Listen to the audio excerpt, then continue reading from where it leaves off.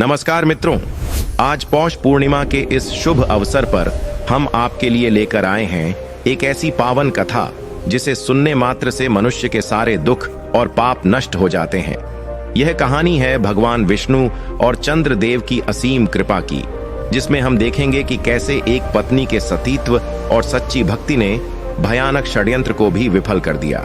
तो चलिए अपने जीवन के सारे संकटों को दूर करने के लिए पूरे भक्ति भाव से शुरू करते हैं यह चमत्कारी कथा। लेकिन दर्शक बंधु, आगे बढ़ने से पहले पौष पूर्णिमा के इस पावन अवसर पर एक अत्यंत गंभीर और सत्य बात आपको अवश्य बता दूं।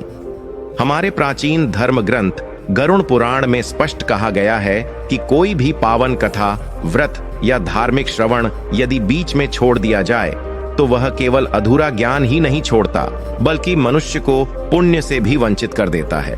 क्योंकि अधूरी कथा मन में भ्रम पैदा करती है, श्रद्धा को डगमगाती है और सत्य को अपूर्ण बना देती है। और यही अधूरा सत्य जीवन में कई बार हमें गलत दिशा की ओर ले जाता है। दर्शक बंधु, पौष पूर्णिमा कोई साधारण तिथि नहीं है। यह वह दिव्य रात्रि है जब भगवान विष्णु क्षीर सागर में योग निद्रा में होते हुए भी अपने भक्तों की पुकार सुनते हैं।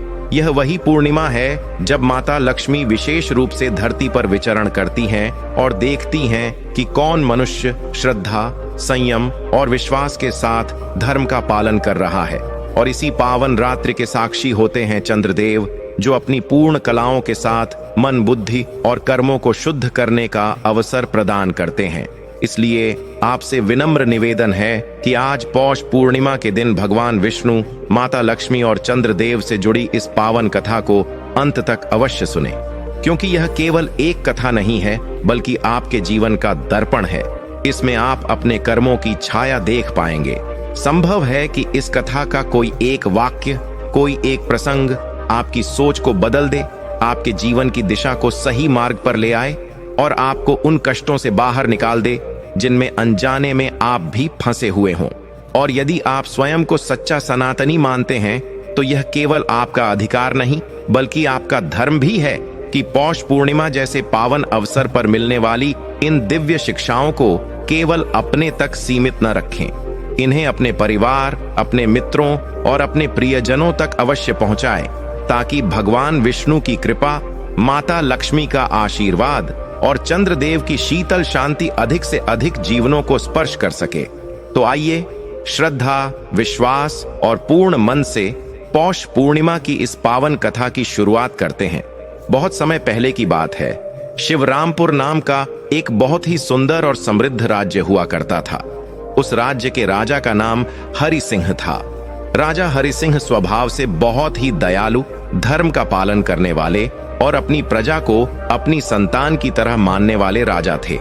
उनके राज्य में कभी भी किसी गरीब को भूखा नहीं सोना पड़ता था और न ही किसी के साथ अन्याय होता था। राजा हरि सिंह भगवान विष्णु के बहुत बड़े भक्त थे और हर पूर्णमासी को विशेष पूजा पाठ किया करते थे। राजा हरि सिंह का परिवार भी बहुत खुशहाल दिखाई देता था। उनकी पत्नी का नाम सीता था, जो साक्षात लक्ष्मी का स्वरूप थीं। रानी सीता न केवल सुंदर थीं, बल्कि बहुत ही समझदार और पतिव्रता स्त्री थीं। राजा और रानी का एक पुत्र था जिसका नाम धनंजय था। राजकुमार धनंजय अभी छोटा था, लेकिन उसके चेहरे पर एक अलग ही तेज था। राजा का जीवन बहुत ही सुखी चल रहा था। लेकिन कहते हैं ना कि हर उजाले के पीछे एक गहरा अंधेरा छिपा होता है। राजा हरि सिंह के जीवन में भी वह अंधेरा उनके अपने ही महल के भीतर मौजूद था। राजा हरि सिंह की सगी मां का देहांत बचपन में ही हो गया था। उनका पालन पोषण उनकी सौतेली मां दुर्गा देवी ने किया था। दुर्गा देवी ऊपर से तो राजा हरि सिंह को बहुत प्यार दिखाती थीं, लेकिन उनके मन के अंदर नफरत की आग जलती रहती थी। दुर्गा देवी हमेशा यही सोचती रहती थीं कि हरि सिंह उनका सगा बेटा नहीं है, फिर वह इस शिवरामपुर का राजा क्यों बना बैठा है। वह चाहती थीं कि किसी तरह हरि सिंह रास्ते से हट जाए और राज्य की सारी शक्ति उनके हाथों में आ जाए।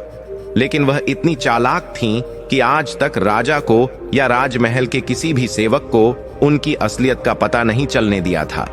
राजा हरि सिंह अपनी सौतेली मां दुर्गा देवी का बहुत सम्मान करते थे।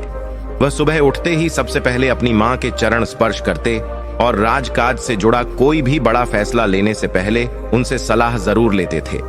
राजा का यह अटूट विश्वास ही उनकी सबसे बड़ी कमजोरी बन गया था। समय बीतता गया और पौष महीने का आगमन हुआ। पौष का महीना भगवान सूर्य और भगवान विष्णु की आराधना के लिए बहुत ही पवित्र माना जाता है। राजा हरिसिंह ने घोषणा करवाई कि इस बार पौष पूर्णिमा के दिन वह एक बहुत बड़े यज्ञ का आयोजन करेंगे और चंद्रदेव की विशेष पूजा करेंगे। पूरे शिवरामपुर राज्य में खुशी की लहर दौड़ गई। नगर को सजाया जाने लगा और राजमहल में भी तैयारियों का शोर शुरू हो गया।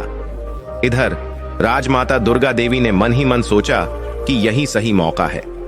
उसने विचार किया कि जब पूरा राज्य और राजा पूजा पाठ में व्यस्त होंगे तब वह अपने इरादों को अंजाम दे सकती है।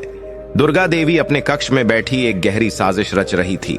वह बड़बड़ा रही थी कि अब बहुत हो गया।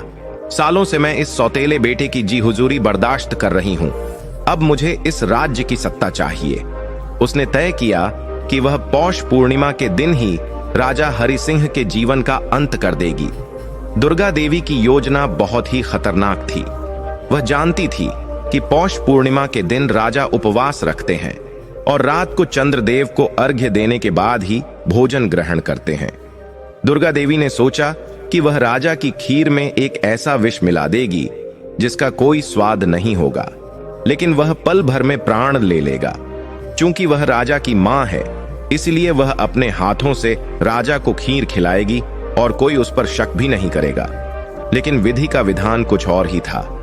जिस समय दुर्गा देवी अपने कक्ष में यह योजना बना रही थी और विष की पुड़िया को देख रही थी, ठीक उसी समय रानी सीता वहां से गुजर रही थीं।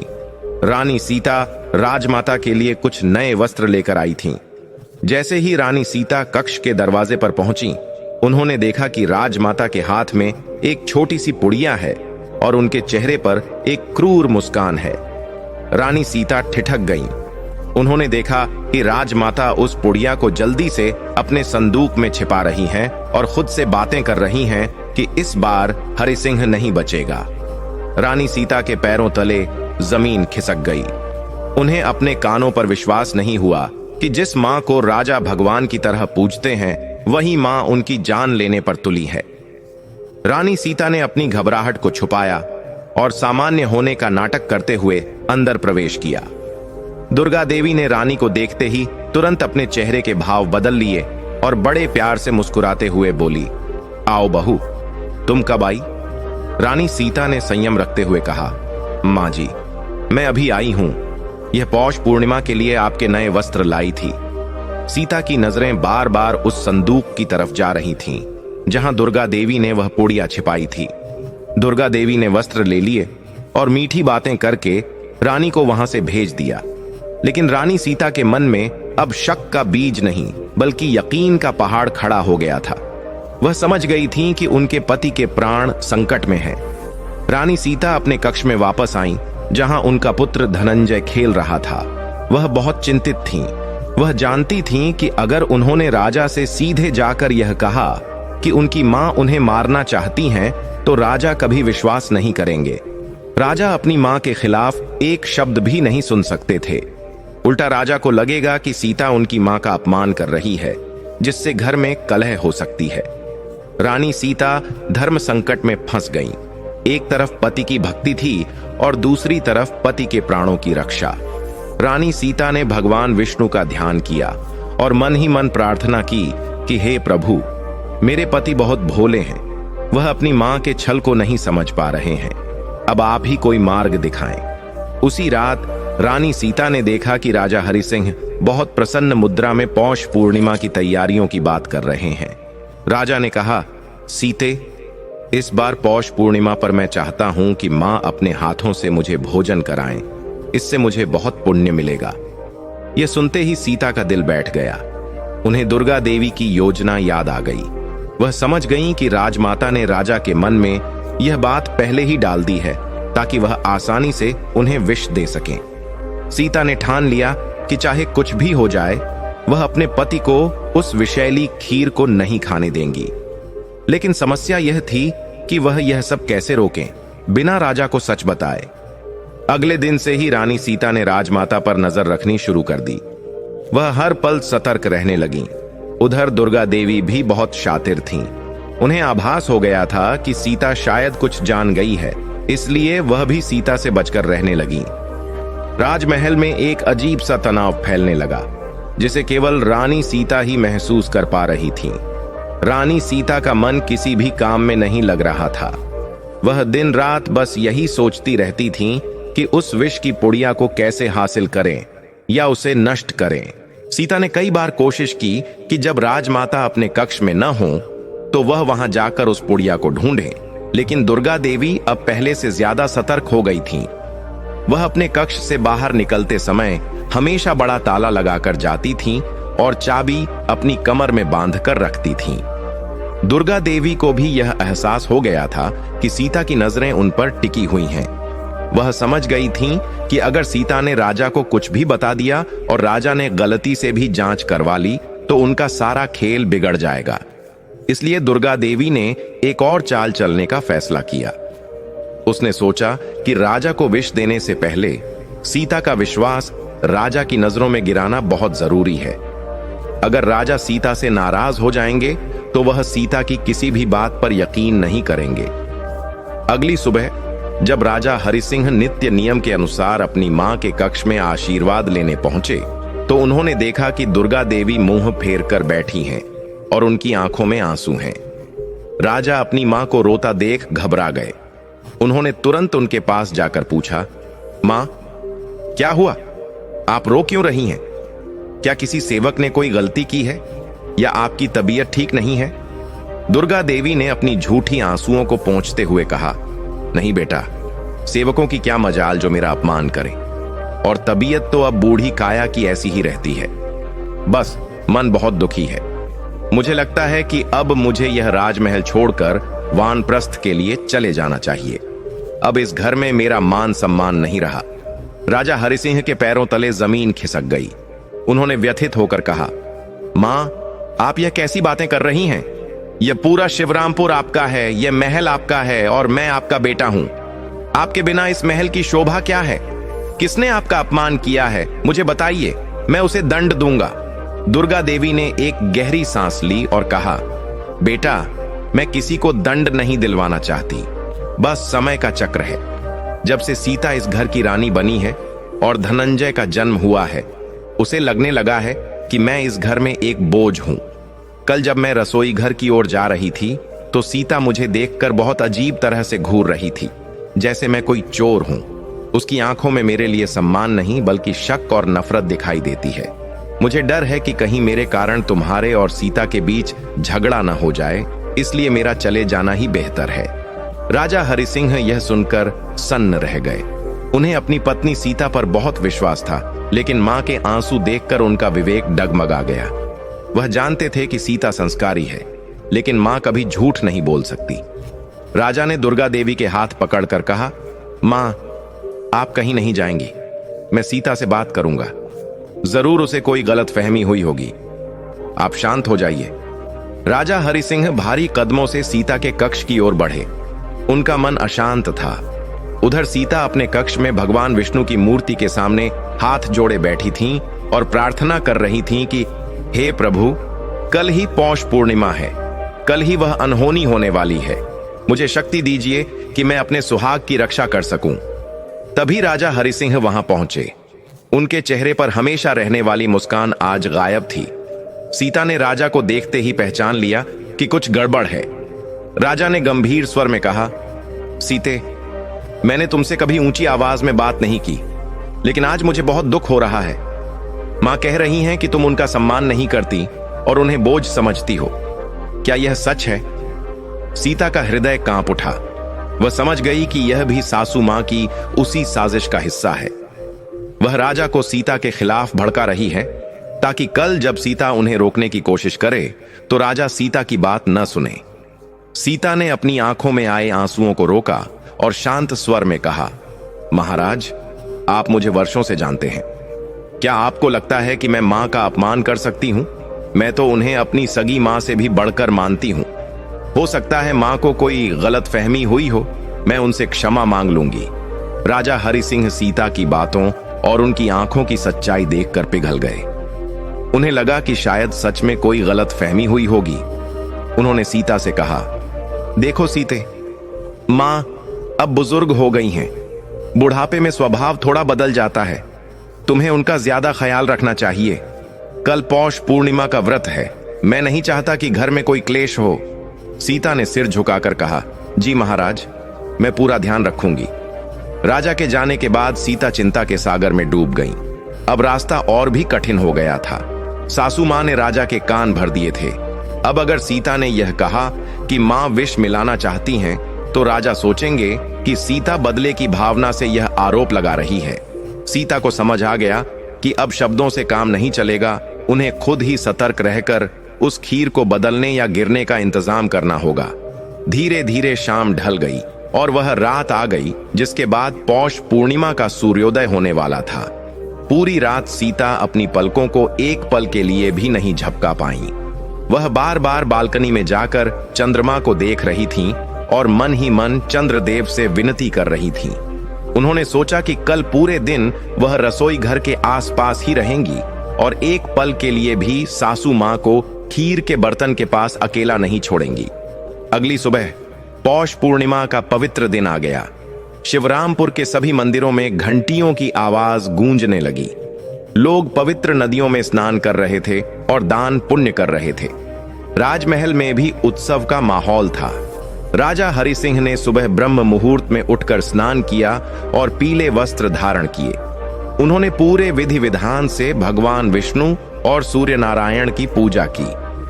पूजा के बाद राजा ने घोषणा की कि आज रात चंद्रोदय के बाद वह अपनी माता के हाथों से बनी खीर खाकर अपना व्रत खोलेंगे। यह सुनकर वहां खड़ी दुर्गा देवी के चेहरे पर एक कुटिल मुस्कान आ गई, जिसे केवल सीता ने ही देखा। दुर्गा देवी ने सबके सामने बड़े प्रेम से कहा, हाँ बेटा, आज मैं अपने हाथों से तुम्हारे लिए दुनिया की सबसे स्वादिष्ट खीर बनाऊंगी। मैंने उसके लिए विशेष केसर और मेवे मंगवाए हैं। सीता का दिल जोर जोर से धड़कने लगा। उन्होंने देखा कि दुर्गा देवी अपने कक्ष की ओर जा रही हैं। शायद वह विष की पुड़िया लेने जा रही थीं। सीता ने तुरंत अपनी दासी को इशारा किया और कहा कि वह राजमाता के पीछे जाए और देखे कि वह क्या कर रही हैं। लेकिन दासी को कुछ समझ नहीं आया। सीता ने खुद ही दबे पांव राजमाता के पीछे जाने का फैसला किया। दुर्गा देवी अपने कक्ष में पहुंची और उन्होंने संदूक खोला। सीता दरवाजे की ओट में छिपी हुई थीं। उन्होंने देखा कि दुर्गा देवी ने वह पुड़िया निकाली और उसे अपनी साड़ी के पल्लू में गांठ बांधकर छिपा लिया। इसके बाद दुर्गा देवी आईने के सामने खड़ी होकर मुस्कुराईं और बोलीं, आज की रात शिवरामपुर के इतिहास में लिखी जाएगी। आज राजा हरि सिंह का अंतिम भोजन होगा और कल सुबह इस राज्य की रानी मैं होंगी। सीता ने यह सब अपनी आंखों से देखा और कानों से सुना। अब उनके पास प्रमाण था, लेकिन वह इसे राजा को कैसे दिखाएंगी? अगर वह अब भी जाकर राजा को बताती तो दुर्गा देवी पुड़िया को कहीं फेंक देती और सीता झूठी साबित हो जाती। सीता ने संयम से काम लिया और वापस अपने कक्ष में आ गईं। दोपहर का समय हुआ। राजमहल की रसोई में खीर बनने की तैयारी शुरू हो गई। बड़े बड़े कड़ाह चढ़ाए गए। दूध को गाढ़ा किया जाने लगा। महक पूरे महल में फैल रही थी। दुर्गा देवी रसोई में आ गईं। उन्होंने रसोइयों को आदेश दिया कि बाकी सारा खाना तुम लोग बनाओ, लेकिन राजा की खीर मैं खुद अलग चूल्हे पर बनाऊंगी। दुर्गा देवी ने एक छोटे सोने के पतीले में दूध उबलने के लिए रख दिया। सीता भी वहां पहुंच गईं और बोली, मां जी, लाइए, मैं आपकी मदद कर देती हूं, आप थक जाएंगी। दुर्गा देवी ने तुरंत सीता को झिड़क दिया, नहीं, इसकी कोई जरूरत नहीं है। तुम जाकर अपनी पूजा पाठ देखो। यह खीर मेरे बेटे के लिए है। इसमें केवल मेरा हाथ लगेगा। किसी और की परछाई भी मैं इस पर नहीं पड़ने दूंगी। दुर्गा देवी का यह व्यवहार देखकर वहां मौजूद दासियां भी हैरान थीं, लेकिन कोई कुछ बोल नहीं सकता था। सीता को वहां से हट जाना पड़ा, लेकिन वह रसोई के दरवाजे के पास ही खड़ी होकर अंदर का नजारा देखने लगी। दूध उबल रहा था। दुर्गा देवी बार बार अपनी साड़ी के पल्लू को टटोल रही थीं। वह बस उस मौके का इंतजार कर रही थीं जब रसोइये और दासियां किसी काम में व्यस्त हो जाएं और वह उस विष को खीर में मिला सकें। समय धीरे धीरे बीत रहा था और सूरज ढलने की कगार पर था। राजा हरि सिंह राज दरबार में ब्राह्मणों को दान दे रहे थे और शाम की चंद्र पूजा की तैयारी करवा रहे थे। उन्हें जरा भी आभास नहीं था कि उनकी अपनी मां उनके लिए मौत का प्याला तैयार कर रही है। सीता की बेचैनी बढ़ती जा रही थी। उन्हें समझ नहीं आ रहा था कि वह उस पल को कैसे रोकें जब विष खीर में मिलेगा। तभी सीता को एक उपाय सूझा। उन्होंने अपने पुत्र नन्हे धनंजय को देखा जो आंगन में खेल रहा था। सीता ने सोचा कि शायद धनंजय के माध्यम से वह रसोई में कुछ ऐसा कर सकती हैं जिससे दुर्गा देवी का ध्यान बंट जाए, लेकिन यह बहुत जोखिम भरा था। अगर विष गलती से धनंजय के हाथ लग जाता या वह खीर गिर जाती तो राजमाता को शक हो जाता और वह दूसरी खीर बना लेती। सीता को ऐसा उपाय चाहिए था जिससे सांप भी मर जाए और लाठी भी न टूटे। शाम हो गई। आसमान में पूरा चांद निकलने वाला था। राजमहल के मुख्य आंगन में पूजा की वेदी सजाई गई थी। राजा हरि सिंह पूजा के लिए आ चुके थे। उन्होंने सीता को बुलावा भेजा। सीता को मजबूरी में रसोई के पास से हटना पड़ा और पूजा में शामिल होना पड़ा। दुर्गा देवी ने इसी मौके का फायदा उठाया। जैसे ही सीता वहां से गई और बाकी रसोइये दूसरे कामों में लगे, दुर्गा देवी ने अपनी साड़ी के पल्लू से वह पुड़िया खोली। उसमें सफेद रंग का पाउडर था जो बिल्कुल पिसी हुई चीनी जैसा दिखता था। दुर्गा देवी ने कांपते हाथों से वह पूरा विष उबलती हुई खीर में डाल दिया और उसे चमचे से अच्छी तरह मिला दिया। विष दूध में पूरी तरह घुल गया। अब वह खीर खीर नहीं बल्कि काल बन चुकी थी। दुर्गा देवी ने चैन की सांस ली और पतीले को ढक दिया। उन्होंने मन ही मन कहा, बस अब कुछ ही देर की बात है हरि सिंह, फिर तू हमेशा के लिए सो जाएगा। पूजा खत्म हुई। आकाश में पूर्ण चंद्रमा अपनी पूरी आभा के साथ चमक रहा था। राजा हरि सिंह ने चंद्रदेव को अर्घ्य दिया और हाथ जोड़कर प्रार्थना की, हे चंद्रदेव, मेरे परिवार में सुख शांति बनाए रखना और मेरी मां को लंबी आयु देना। यह विडंबना ही थी कि वह जिस मां की लंबी आयु की कामना कर रहे थे वही मां उनकी आयु समाप्त कर चुकी थी। राजा हरि सिंह द्वारा चंद्रदेव की पूजा संपन्न हो चुकी थी। चांदी जैसी चमकती हुई चांदनी पूरे राजमहल को नहला रही थी। वातावरण बहुत ही शांत और पवित्र लग रहा था, लेकिन राजमहल के भीतर एक तूफान आने वाला था। पूजा के बाद राजा हरि सिंह ने अपनी मां दुर्गा देवी के चरण स्पर्श किए और कहा, मां, अब पूजा संपन्न हुई। मुझे बड़ी जोरों की भूख लगी है। आज तो आपके हाथों की बनी खीर खाने के लिए मेरा मन बहुत ललचा रहा है। दुर्गा देवी के चेहरे पर एक विजय की मुस्कान थी जिसे उसने बड़ी ही चतुराई से ममता के आवरण में छिपा लिया। उसने राजा के सिर पर हाथ फेरते हुए कहा, हाँ बेटा, तू भोजन कक्ष में चल। मैं बस अभी तेरे लिए वह विशेष खीर लेकर आती हूँ। आज तू उंगलियां चाटता रह जाएगा। राजा हरि सिंह प्रसन्न मन से भोजन कक्ष की ओर बढ़े। उनके पीछे पीछे रानी सीता भी चल रही थीं। सीता के पैर मन भर भारी हो रहे थे। उनका दिल कह रहा था कि वह अभी जाकर राजा का हाथ पकड़ लें और उन्हें रोक दें, लेकिन उनके पास कोई सबूत नहीं था। अगर वह बिना सबूत के राजा को रोकती तो राजा इसे अपनी मां का अपमान समझते और शायद गुस्से में भोजन का त्याग कर देते, जो कि शगुन के लिए अच्छा नहीं माना जाता।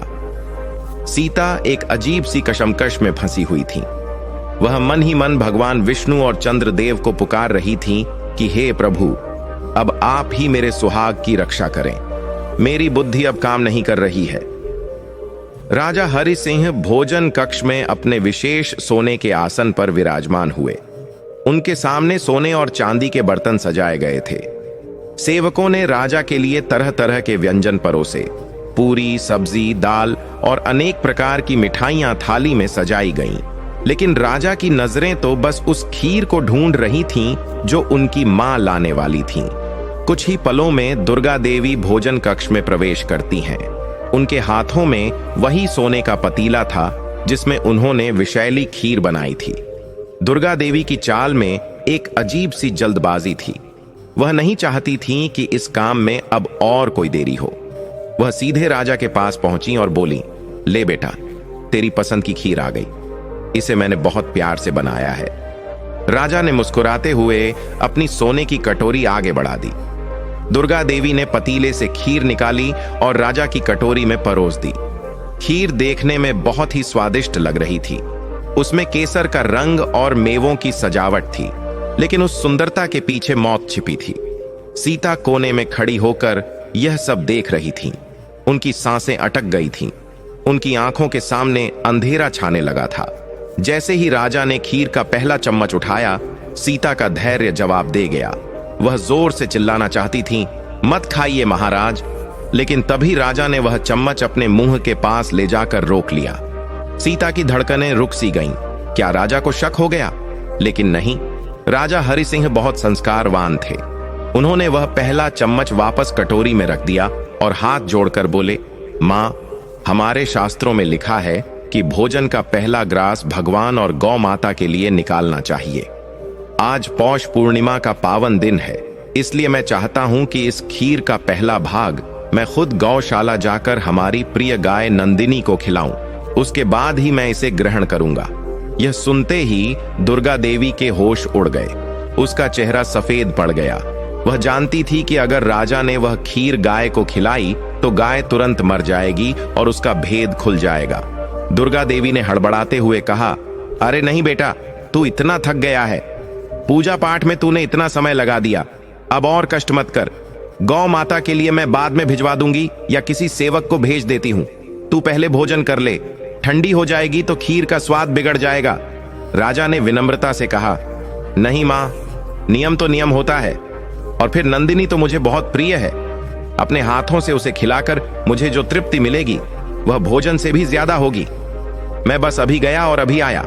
राजा हरि सिंह अपनी जगह से उठे और खीर की कटोरी लेकर गौशाला की ओर चल दिए। सीता के मन में आशा की एक किरण जगी। उन्हें लगा कि शायद भगवान ने उनकी पुकार सुन ली है। सीता भी राजा के पीछे पीछे गौशाला की ओर चल दी। दुर्गा देवी वहीं जड़ होकर खड़ी रह गई। उसे समझ नहीं आ रहा था कि वह राजा को कैसे रोके। अगर उसने ज्यादा जिद की तो राजा को शक हो जाएगा। वह मन ही मन प्रार्थना करने लगी कि काश गाय उस खीर को न खाए। गौशाला में पहुंचकर राजा हरि सिंह नंदिनी गाय के पास गए। नंदिनी राजा को देखकर रंभाने लगी। राजा ने बड़े प्यार से उसके सिर पर हाथ फेरा और खीर की कटोरी उसके मुंह के पास ले गए। राजा बोले, ले नंदिनी, आज मां ने बहुत स्वादिष्ट खीर बनाई है। सबसे पहले तू इसका भोग लगा। नंदिनी गाय ने खीर को सूंघा। जानवरों में खतरे को भांपने की एक अद्भुत शक्ति होती है। नंदिनी ने खीर को सूंघते ही अपना मुंह पीछे खींच लिया। उसने जोर से सिर हिलाया और रंभाने लगी, मानो वह राजा को बता रही हो कि यह खाने योग्य नहीं है। राजा ने सोचा शायद गाय को भूख नहीं है। उन्होंने फिर से कोशिश की, अरे नंदिनी, क्या हुआ? यह बहुत मीठी है, खा ले। लेकिन गाय ने खाने से साफ इनकार कर दिया और पीछे हट गई। राजा को बड़ा आश्चर्य हुआ। तभी वहां एक भूखा कुत्ता आ गया। राजा के हाथ से खीर की कुछ बूंदें जमीन पर गिर गई थीं। कुत्ते ने आव देखा न ताव। भूख के मारे उसने तुरंत जमीन पर गिरी हुई वह खीर चाट ली। अगले ही पल जो हुआ उसे देखकर राजा हरि सिंह सन्न रह गए। खीर चाटते ही कुत्ता जोर जोर से तड़पने लगा। उसके मुंह से झाग निकलने लगा और देखते ही देखते कुछ ही क्षणों में उस कुत्ते ने वहीं राजा के पैरों के सामने दम तोड़ दिया। कुत्ते का शरीर नीला पड़ गया था। राजा हरि सिंह के हाथों से खीर की कटोरी छूटकर जमीन पर गिर गई। छन की आवाज के साथ वह मखमली खीर मिट्टी में मिल गई। राजा की आंखों में अविश्वास और भय था। वह समझ नहीं पा रहे थे कि यह क्या हुआ। अगर गाय ने वह खीर खा ली होती या राजा ने खुद खा ली होती तो उनका भी वही हश्र होता जो उस बेजुबान कुत्ते का हुआ था। सीता, जो पीछे खड़ी यह सब देख रही थीं, उनके मुंह से एक चीख निकल गई। राजा ने मुड़कर सीता की ओर देखा। सीता की आंखों से आंसुओं की धारा बह रही थी। राजा का शरीर कांपने लगा। उनके दिमाग में बस एक ही प्रश्न गूंज रहा था, मां की बनाई खीर में इतना भयानक विष कहां से आया? क्या किसी ने मां की खीर में मिलावट की है? या फिर? राजा तुरंत वहां से पलटे और बड़े ही क्रोध और आवेश में वापस भोजन कक्ष की ओर भागे। सीता भी उनके पीछे दौड़ी। भोजन कक्ष में दुर्गा देवी बेचैनी से टहल रही थी। वह इसी उधेड़बुन में थी कि गौशाला में क्या हुआ होगा। जैसे ही उसने राजा को क्रोधित अवस्था में आते देखा, वह समझ गई कि अनर्थ हो गया है। लेकिन दुर्गा देवी बहुत ही शातिर खिलाड़ी थी। उसने तुरंत अपना पैंतरा बदलने की तैयारी कर ली। राजा हरि सिंह ने भोजन कक्ष में आते ही चिल्लाकर कहा, मां, यह क्या अनर्थ है। उस खीर में तो हलाहल विष था। एक कुत्ते ने उसे छका और वह वहीं मर गया। अगर मैं उसे खा लेता तो यह विष उसमें कैसे आया। दुर्गा देवी ने तुरंत रोना पीटना शुरू कर दिया।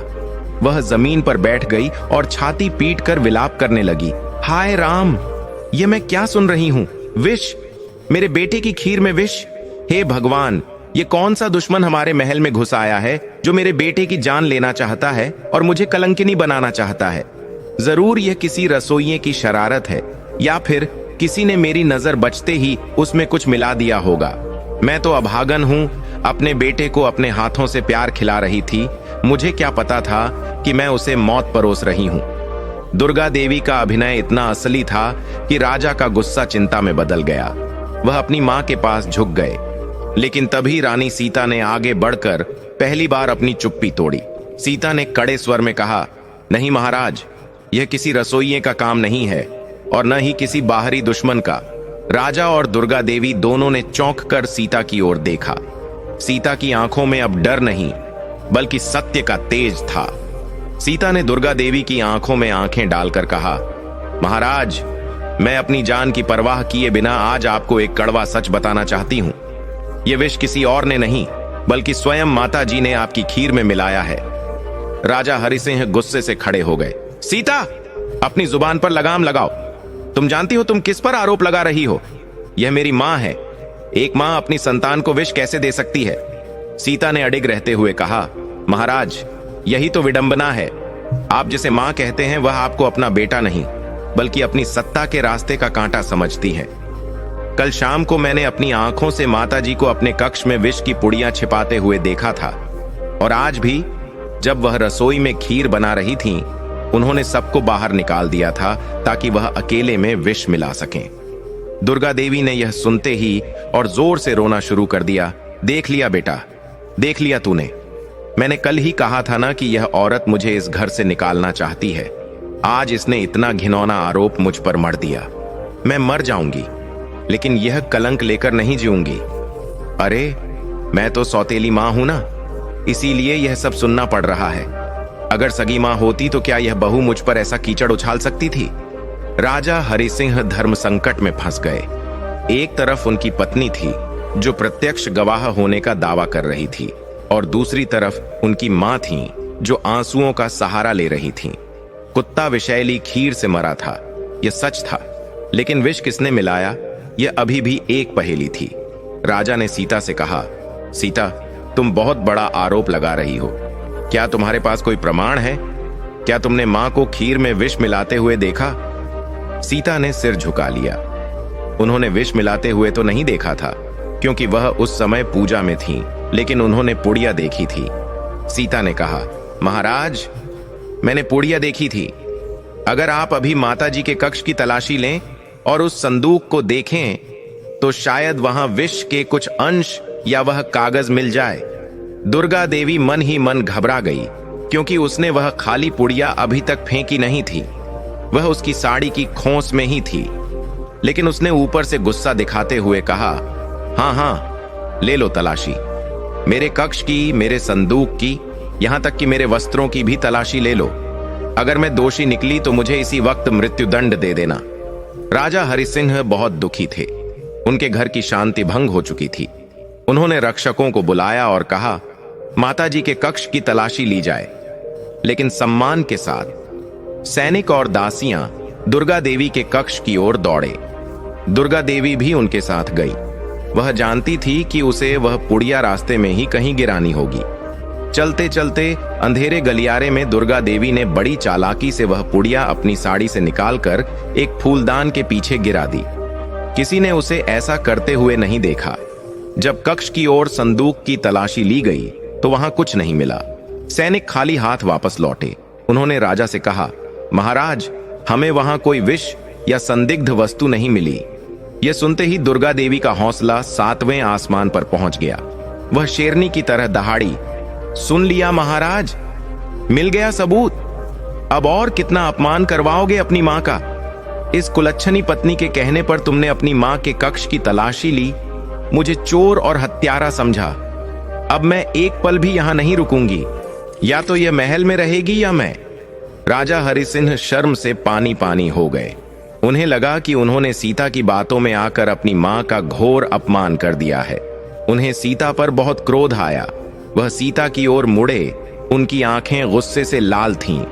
राजा ने कड़कती आवाज में कहा, सीता, तुमने आज मर्यादा की सारी सीमाएं लांघ दी हैं।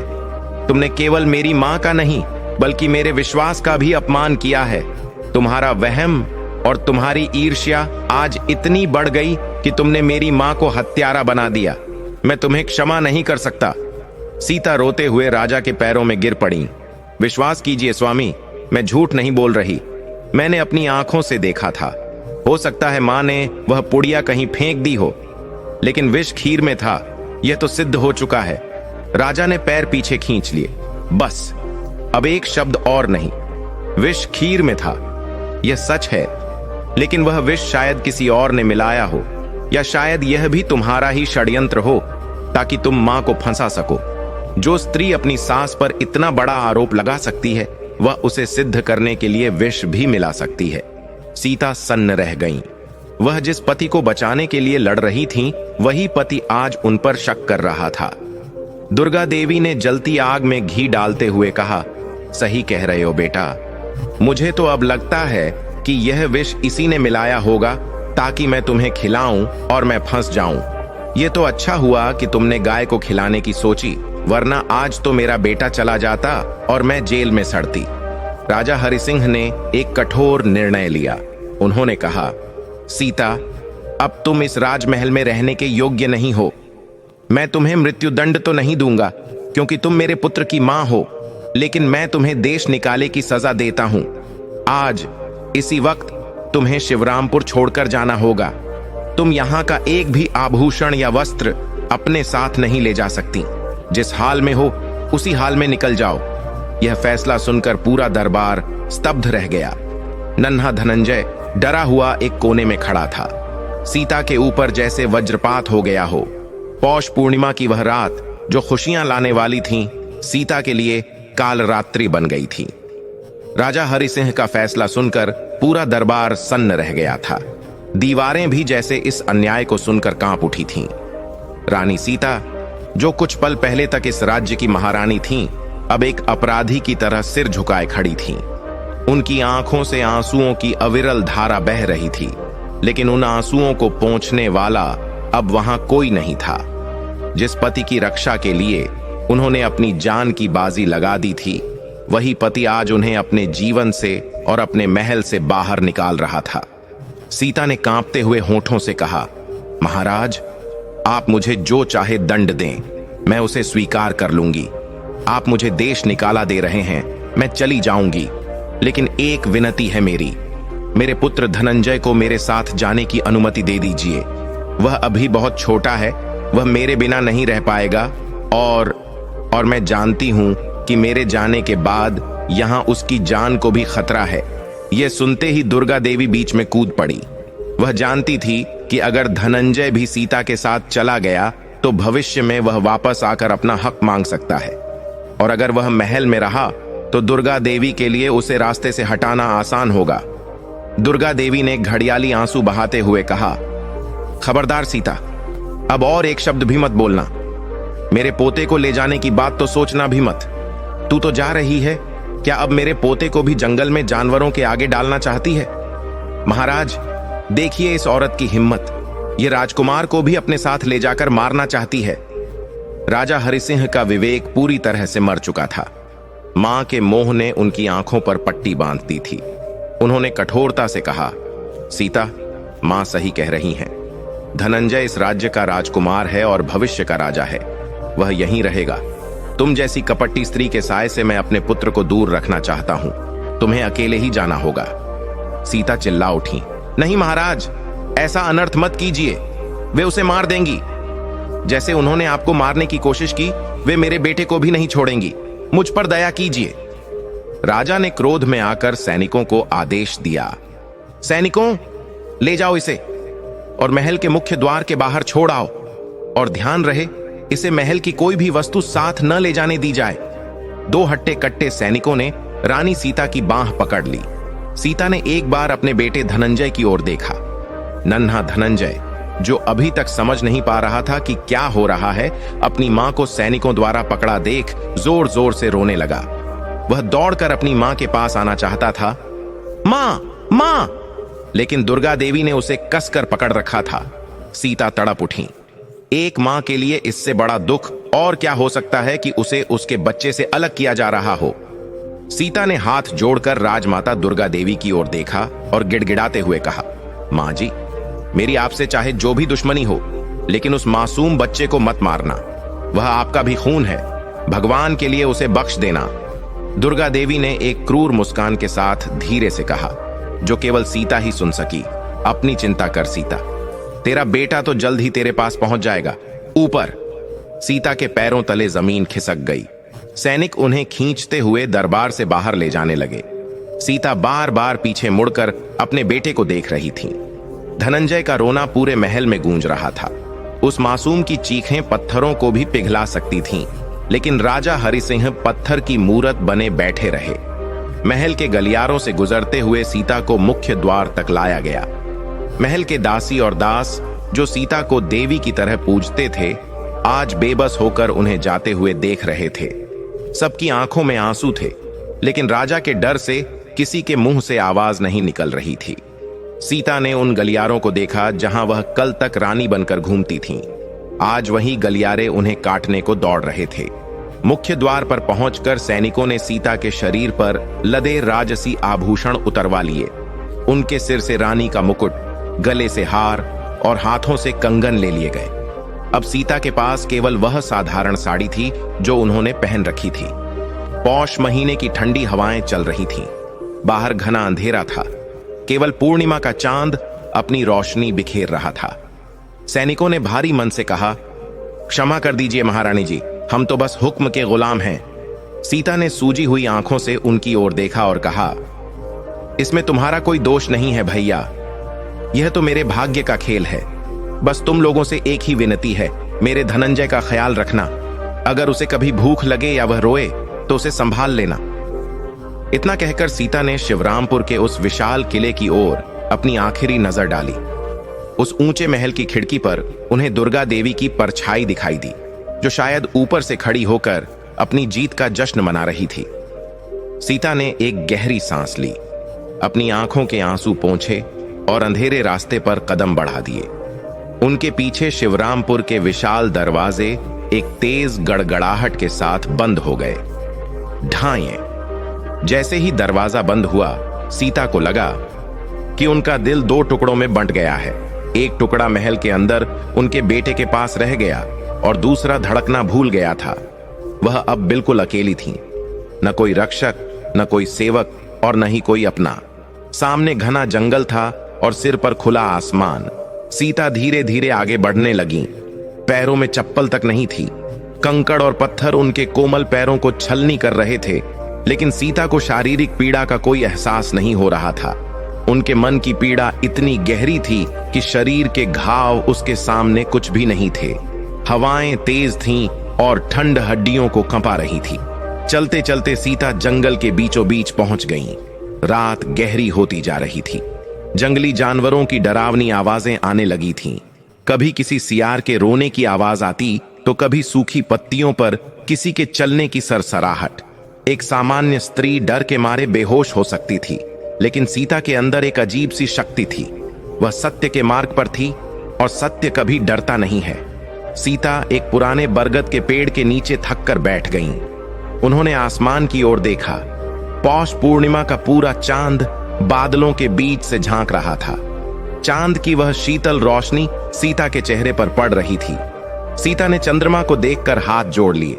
हे चंद्रदेव, सीता ने रूंधे गले से पुकारा, आप तो सब देख रहे हैं। आप साक्षी हैं कि मैंने कोई पाप नहीं किया। मैंने सिर्फ अपने पति के प्राण बचाने चाहे थे।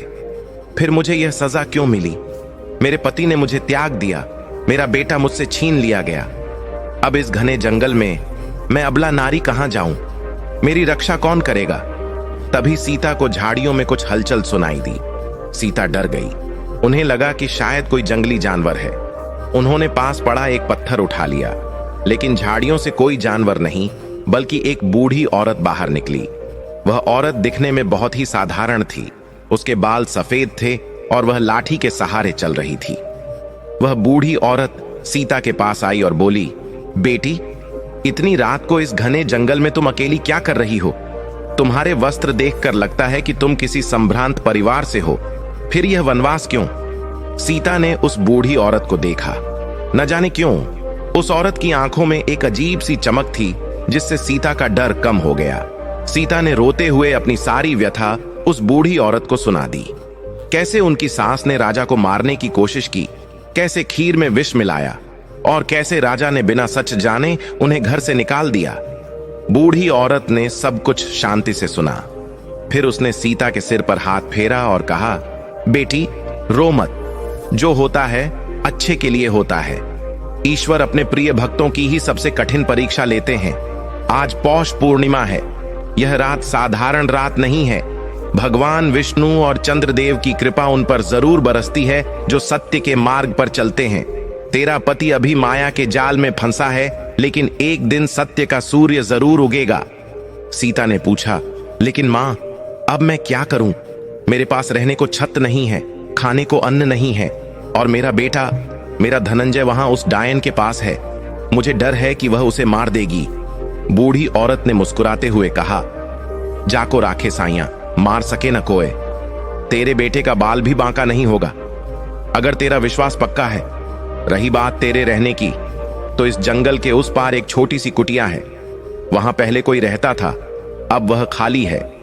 वहां पास में ही एक झरना बहता है और फलदार वृक्ष हैं। तू वहां रहकर अपनी तपस्या कर और भगवान विष्णु का ध्यान कर। तेरा यह त्याग व्यर्थ नहीं जाएगा। इतना कहकर वह बूढ़ी औरत झाड़ियों की ओर मुड़ी। सीता ने उन्हें धन्यवाद देने के लिए जैसे ही हाथ जोड़े और पलक झपकाई, वह बूढ़ी औरत वहां से गायब हो गई। सीता हैरान रह गई। उन्होंने चारों तरफ देखा, लेकिन वहां कोई नहीं था। क्या वह कोई साधारण औरत थी या भगवान की भेजी हुई कोई दूत? सीता को समझ नहीं आया, लेकिन उनके मन में एक नई हिम्मत आ गई थी। सीता ने उसी दिशा में चलना शुरू किया जिधर उस बूढ़ी औरत ने इशारा किया था। कांटों भरे रास्ते पर चलते चलते सीता के पैरों से खून बहने लगा था। साड़ी जगह जगह से फट गई थी। भूख और प्यास से गला सूख रहा था, लेकिन वह रुकी नहीं। काफी देर चलने के बाद उन्हें पानी के गिरने की आवाज सुनाई दी। सामने सच में एक सुंदर झरना बह रहा था और उसके पास ही एक छोटी सी टूटी फूटी कुटिया थी। कुटिया बहुत पुरानी थी, उस पर बेलें छड़ी हुई थीं और छत भी जगह जगह से टूटी थी। लेकिन इस समय सीता के लिए वह राजमहल से कम नहीं थी। सीता ने झरने से पानी पिया और अपनी प्यास बुझाई। ठंडा पानी पीकर उन्हें थोड़ी राहत मिली। वह कुटिया के अंदर गईं। अंदर बहुत धूल थी। सीता ने अपने फटे हुए पल्लू से जमीन साफ की और वहीं लेट गईं। राजमहलों के गद्दों पर सोने वाली रानी आज जमीन पर सो रही थी। नींद आंखों से कोसों दूर थी। सीता की आंखों के सामने बार बार उनका बेटा धनंजय आ रहा था। वह सोच रही थी कि क्या उसने खाना खाया होगा, क्या वह सो गया होगा, या वह अपनी मां को पुकार रहा होगा। उधर राजमहल में सन्नाटा पसरा हुआ था। राजा हरि सिंह अपने कक्ष में उदास बैठे थे। उन्हें नींद नहीं आ रही थी। बार बार उनकी आंखों के सामने सीता का वह चेहरा आ रहा था जब वह निर्दोष होने की दुहाई दे रही थी। राजा का मन अंदर ही अंदर कचोट रहा था। क्या उन्होंने जल्दबाजी की? लेकिन फिर उन्हें वह मरा हुआ कुत्ता याद आ जाता और उनका दिल फिर से कठोर हो जाता। धनंजय अपने कक्ष में अकेला था। वह सिसक सिसक कर रो रहा था। दासियां उसे चुप कराने की कोशिश कर रही थीं, लेकिन वह किसी की नहीं सुन रहा था। तभी दुर्गा देवी वहां आईं। उन्होंने दासियों को बाहर जाने का इशारा किया। दासियों के जाते ही दुर्गा देवी का असली रूप सामने आया। वह धनंजय के पास गईं। धनंजय अपनी दादी को देखकर और डर गया और पीछे हट गया। दुर्गा देवी ने उसकी बांह जोर से पकड़ी और कहा, क्यों रो रहा है? तेरी मां अब कभी वापस नहीं आएगी। वह मर गई। समझ गया? अब इस महल की रानी मैं हूं और तू बस एक मोहरा है। अगर तूने ज्यादा रोना धोना किया तो तुझे भी उसी रास्ते भेज दूंगी जहां तेरी मां को भेजा है। नन्हा धनंजय डर के मारे कांपने लगा। उसने अपनी सिसकियां रोक लीं, लेकिन आंसुओं को नहीं रोक पाया। दुर्गा देवी ने उसे डराकर वहां से जाने लगी। जाते जाते उसने सोचा, इस कांटे को भी जल्दी निकालना पड़ेगा। राजा अभी सीता के दुख में है। अगर अभी इस लड़के को कुछ हुआ तो राजा को शक हो सकता है। कुछ दिन रुकना पड़ेगा, लेकिन इसे मैं जिंदा तो नहीं छोड़ूंगी। उधर जंगल में सुबह हो गई। सूरज की पहली किरण के साथ सीता की आंख खुली। पक्षियों की चहचहाहट ने उन्हें जगाया। सीता ने देखा कि वह जिस कुटिया में है वह बहुत ही शांत जगह पर है। सीता ने ठान लिया कि वह यहीं रहेंगी और तब तक तपस्या करेंगी जब तक भगवान विष्णु उनकी पुकार नहीं सुन लेते और उनके पति की बुद्धि को ठीक नहीं कर देते। सीता ने नहा धोकर भगवान सूर्य को जल चढ़ाया। उन्होंने जंगल से कंदमूल और फल जमा किए। अब रानी सीता एक तपस्विनी बन चुकी थीं। उनके जीवन का अब एक ही लक्ष्य था, अपने परिवार की रक्षा और सत्य की विजय। दिन बीतने लगे। सीता रोज सुबह उठती, पूजा करती और भगवान की आराधना में लीन हो जाती। वह रोज शाम को चंद्रमा को देखकर अपने बेटे की सलामती की दुआ मांगती। एक दिन जब सीता जंगल में लकड़ियां बीन रही थीं, तभी उन्हें किसी के कराहने की आवाज सुनाई दी। आवाज पास की ही झाड़ियों से आ रही थी। सीता ने जाकर देखा तो पाया कि एक आदमी वहां घायल अवस्था में पड़ा है। उसके कपड़े फटे हुए थे और शरीर पर गहरे घाव थे। सीता ने ध्यान से देखा तो वह चौंकाने वाला चेहरा था। वह कोई और नहीं बल्कि शिवरामपुर राज्य का ही एक पुराना वफादार सेनापति विक्रम था, जिसे राजा हरि सिंह ने कुछ साल पहले किसी गलतफहमी के कारण निकाल दिया था। विक्रम खून से लथपथ था। सीता ने तुरंत अपनी साड़ी का किनारा फाड़ा और उसके घावों पर पट्टी बांधी। वह पास के झरने से पानी लाई और उसे पिलाया। कुछ देर बाद विक्रम को होश आया। उसने आंखें खोलीं और सामने सीता को देखकर हैरान रह गया। वह लड़खड़ाती जुबान से बोला, महारानी जी, आप यहां इस हालत में? और मैं कहां हूं? सीता ने उसे शांत किया और कहा, सेनापति विक्रम, अब मैं महारानी नहीं हूं। मुझे भी उसी तरह निकाल दिया गया है जैसे तुम्हें निकाला गया था। लेकिन तुम यहां कैसे? और तुम्हारी यह हालत किसने की? विक्रम ने दर्द से कराहते हुए कहा, महारानी जी, राज्य में बहुत बड़ा अनर्थ होने वाला है। मुझे गुप्तचरों से खबर मिली थी कि राजमाता दुर्गा देवी ने पड़ोसी राज्य के राजा के साथ मिलकर शिवरामपुर पर हमला करने की योजना बनाई है। वह चाहती हैं कि राजा हरि सिंह युद्ध में मारे जाएं ताकि वह राजगद्दी पर बैठ सकें। मैं यही खबर राजा तक पहुंचाने जा रहा था, लेकिन राजमाता के गुंडों ने मुझ पर हमला कर दिया। मैं किसी तरह जान बचाकर भागा हूं। सीता के पैरों तले से जमीन खिसक गई। दुर्गा देवी केवल राजा को ही नहीं बल्कि पूरे राज्य को बर्बाद करना चाहती थी। रानी सीता ने जब सेनापति विक्रम के मुख से यह सुना कि राजमाता दुर्गा देवी न केवल राजा हरि सिंह की जान की दुश्मन है, बल्कि वह पूरे शिवरामपुर राज्य को ही विदेशी शत्रुओं के हाथों बेचने की तैयारी कर चुकी हैं, तो सीता की आत्मा कांप उठी। अब यह लड़ाई केवल एक पत्नी और पति के बीच की गलतफहमी की नहीं रह गई थी, बल्कि यह लड़ाई अब मातृभूमि की रक्षा और धर्म की स्थापना की थी। सीता के अंदर सोई हुई क्षत्राणी जाग उठी। उन्होंने अपनी आंखों के आंसू पोंछे और खड़े होकर कहा, सेनापति विक्रम, अब रोने का समय नहीं है। अगर राजमाता ने शत्रुओं के लिए किले के द्वार खोल दिए तो शिवरामपुर का इतिहास खून से लिखा जाएगा। हमें अभी इसी वक्त कुछ करना होगा। विक्रम ने दर्द से कराहते हुए कहा, लेकिन महारानी, हम कर भी क्या सकते हैं? मैं घायल हूं और आप निहत्थी हैं। राजा हरि सिंह तो आपके नाम से ही नफरत करने लगे हैं। वह आपकी बात पर विश्वास नहीं करेंगे और महल में घुसना अब नामुमकिन है, क्योंकि राजमाता ने पहरा बढ़ा दिया होगा। सीता ने आत्मविश्वास से कहा, विक्रम, जब सत्य साथ हो तो ईश्वर खुद रास्ता बनाते हैं। तुम्हें याद है, महल के पुराने हिस्से में एक गुप्त सुरंग है जो सीधे कुलदेवी के मंदिर में निकलती है। वह सुरंग बहुत पुरानी है और वर्षों से बंद पड़ी है। राजमाता को शायद उसके बारे में पता भी नहीं होगा। हम उसी रास्ते से महल में प्रवेश करेंगे। विक्रम की आंखों में चमक आ गई। वह भूल ही गया था कि राजा के दादाजी ने संकट काल के लिए वह सुरंग बनवाई थी। विक्रम ने हिम्मत जुटाई और एक लाठी के सहारे खड़ा हो गया। उसने कहा, चलिए महारानी, अगर मरना ही है तो अपनी मिट्टी के लिए लड़ते हुए मरेंगे।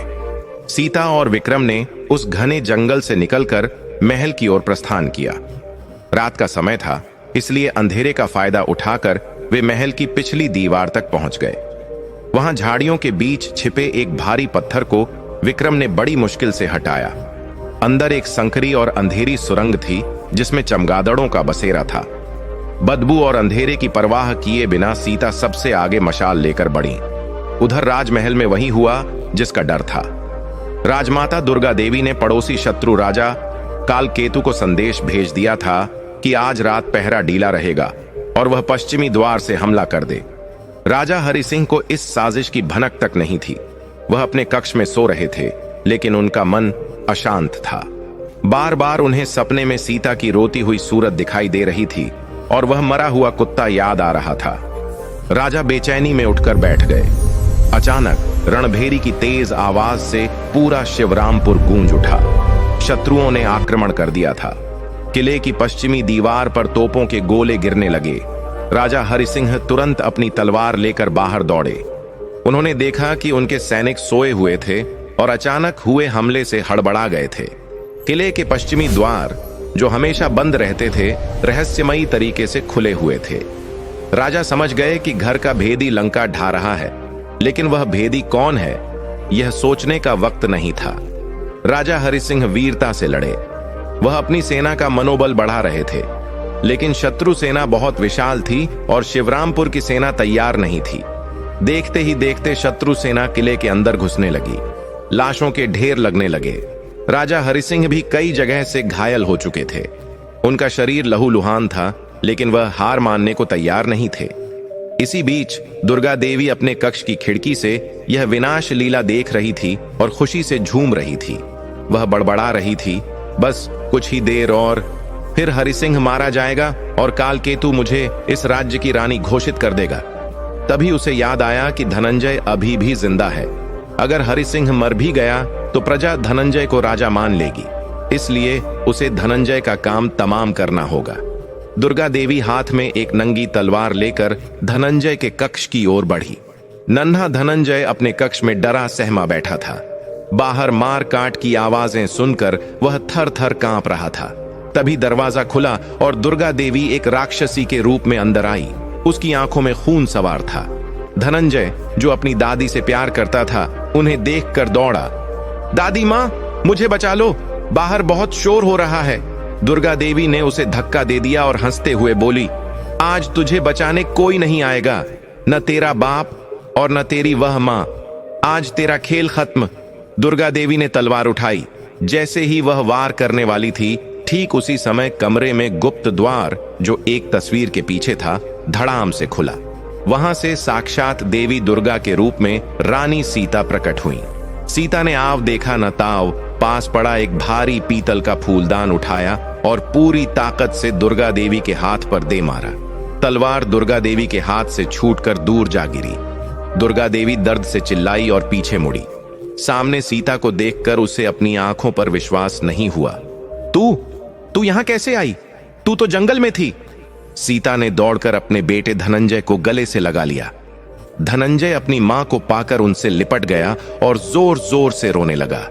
सीता ने गरजते हुए कहा, हां, मैं आ गई। एक मां अपने बच्चे की रक्षा के लिए पाताल से भी वापस आ सकती है। तुमने सोचा था कि तुम मेरे बेटे को मार दोगी और मुझे पता भी नहीं चलेगा। दुर्गा देवी गुस्से से पागल हो गई। उसने फिर से तलवार उठाने की कोशिश की, लेकिन तभी वहां सेनापति विक्रम आ गया। विक्रम ने अपनी तलवार दुर्गा देवी की गर्दन पर रख दी और कहा, बस राजमाता, आपका खेल खत्म हो चुका है। तभी कक्ष के मुख्य द्वार पर राजा हरि सिंह, जो बुरी तरह घायल थे और शत्रुओं से बचते हुए अपने पुत्र की सुरक्षा देखने आए थे, लड़खड़ाते हुए पहुंचे। उन्होंने जो दृश्य देखा, उससे वह स्तब्ध रह गए। एक तरफ उनकी त्यागी हुई पत्नी सीता उनके बेटे को सीने से लगाए खड़ी थी और दूसरी तरफ उनका गद्दार सेनापति विक्रम उनकी मां की गर्दन पर तलवार रखे हुए था। राजा ने क्रोधित होकर कहा, विक्रम, तुम्हारी यह हिम्मत? तुम मेरी मां पर तलवार उठा रहे हो। और सीता, तुम गद्दारों के साथ मिलकर मेरे महल में घुस आई। सीता ने राजा की ओर देखा। राजा खून से लथपथ थे। सीता का दिल पसीज गया, लेकिन अब सच बोलने का समय था। सीता ने कहा, महाराज, आंखें खोलिए, हम गद्दार नहीं हैं। असली गद्दार तो आपकी आंखों के सामने खड़ी है। विक्रम ने कहा, महाराज, मैं अपनी जान पर खेलकर यहां आया हूं ताकि आपको सच बता सकूं। यह हमला किसी और ने नहीं बल्कि राजमाता ने कालकेतु के साथ मिलकर करवाया है। पश्चिमी द्वार की चाबी केवल राजमाता के पास थी, फिर द्वार कैसे खुले? और अभी जब मैं और महारानी यहां पहुंचे तो राजमाता राजकुमार धनंजय की हत्या करने जा रही थीं। राजा हरिसिंह ने अविश्वास से अपनी मां की ओर देखा। दुर्गा देवी ने फिर से नाटक करना चाहा। नहीं बेटा, ये सब झूठ है। ये दोनों मिलकर मुझे मारना चाहते हैं। मैं तो धनंजय को बचाने आई थी।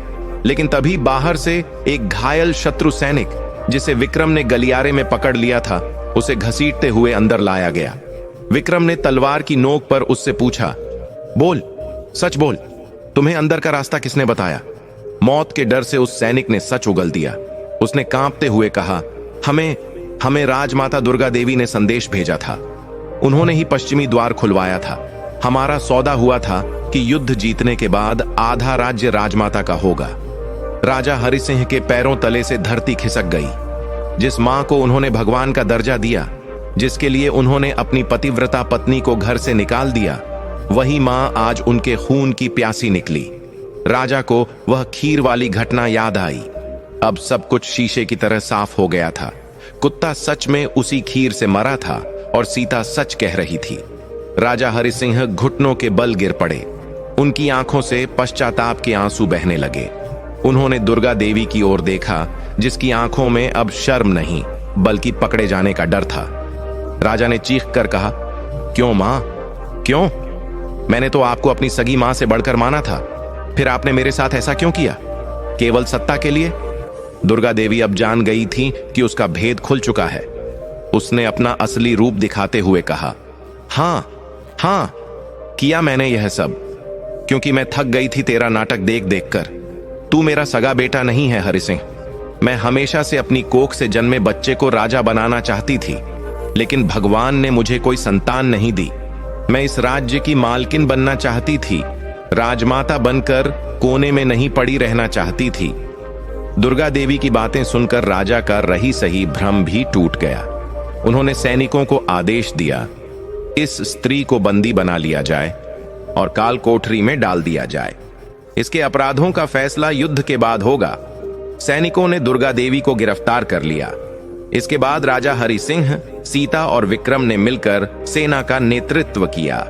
जब सैनिकों को पता चला कि उनका पुराना सेनापति विक्रम वापस आ गया है और राजा रानी एक साथ हैं, तो उनका जोश दोगुना हो गया। सीता ने खुद महल की छत पर चढ़कर कुलदेवी का ध्वज लहराया। शिवरामपुर की सेना ने पलटवार किया और सुबह होते होते शत्रु सेना को खदेड़ दिया गया। युद्ध समाप्त होने के बाद राज दरबार सजा। लेकिन आज का दरबार जीत की खुशी मनाने के लिए नहीं, बल्कि न्याय और प्रायश्चित के लिए था। राजा हरिसिंह सिंहासन पर नहीं बैठे। वह सीधे सीता के पास गए और उनके चरणों में गिर पड़े। एक राजा का अपनी पत्नी के चरणों में गिरना कोई साधारण बात नहीं थी। राजा हरिसिंह ने रोते हुए कहा, सीते, मैं अपराधी हूं, मैं तुम्हारा गुनहगार हूं। मैंने एक भ्रम में पड़कर तुम जैसी देवी को घर से निकाल दिया। मैंने तुम पर लांछन लगाए। मुझे क्षमा कर दो सीते। अगर तुम चाहो तो मुझे जो दंड दोगी मैं स्वीकार करूंगा। सीता ने तुरंत राजा को उठाया और उनकी आंखों से आंसू पोंछे। सीता ने कहा, स्वामी, आप शर्मिंदा न हो, इसमें आपका कोई दोष नहीं था। यह सब विधि का विधान था और शायद हमारी परीक्षा थी। मनुष्य भ्रम का शिकार हो सकता है, लेकिन सत्य कभी पराजित नहीं होता। आज पौष पूर्णिमा है। भगवान विष्णु ने हमारी लाज रख ली, यही सबसे बड़ी बात है। पूरा दरबार महारानी सीता की जय के नारों से गूंज उठा। राजा हरिसिंह ने सेनापति विक्रम को उनका पद वापस लौटाया और उन्हें गले लगाया। दुर्गा देवी को आजीवन कारावास की सजा सुनाई गई ताकि वह अपने पापों का प्रायश्चित कर सके। उसी शाम पौष पूर्णिमा का चांद अपनी पूरी आभा के साथ निकला। राजा हरिसिंह, रानी सीता और राजकुमार धनंजय ने मिलकर भगवान सत्यनारायण और चंद्रदेव की पूजा की। राजा ने इस बार अपने हाथों से खीर बनाई और सबसे पहले भगवान को भोग लगाया, फिर गौ माता को खिलाया और अंत में पूरे परिवार ने एक साथ भोजन किया। उस रात शिवरामपुर में जो दिवाली मणी वैसी कभी नहीं मणी थी। हर घर में दिए जलाए गए। रानी सीता ने प्रजा को संबोधित करते हुए कहा कि जीवन में चाहे कितनी भी बड़ी विपत्ति आए, सत्य और धर्म का मार्ग कभी नहीं छोड़ना चाहिए। इस कथा का सार यही है कि जो मनुष्य पौष पूर्णिमा के दिन सच्ची श्रद्धा से भगवान विष्णु और चंद्रदेव की पूजा करता है और सत्य के मार्ग पर चलता है, उसके जीवन में चाहे जितने भी षड्यंत्र रचे जाएं, अंत में जीत उसी की होती है। जैसे रानी सीता ने अपने सतीत्व और धैर्य से न केवल अपने पति और पुत्र को बचाया बल्कि पूरे राज्य की रक्षा की, वैसे ही भगवान हम सब की रक्षा करें। बोलो भगवान विष्णु की जय, चंद्रदेव की जय। दोस्तों, अगर आपको हमारी यह कहानी पसंद आई हो तो वीडियो को लाइक करें और हमारे चैनल को सब्सक्राइब जरूर करें। कमेंट में जय श्री हरि लिखना न भूलें। मिलते हैं अगली वीडियो में एक नई और शिक्षाप्रद कहानी के साथ। तब तक के लिए अपना ख्याल रखें और धर्म के मार्ग पर चलते रहें। धन्यवाद।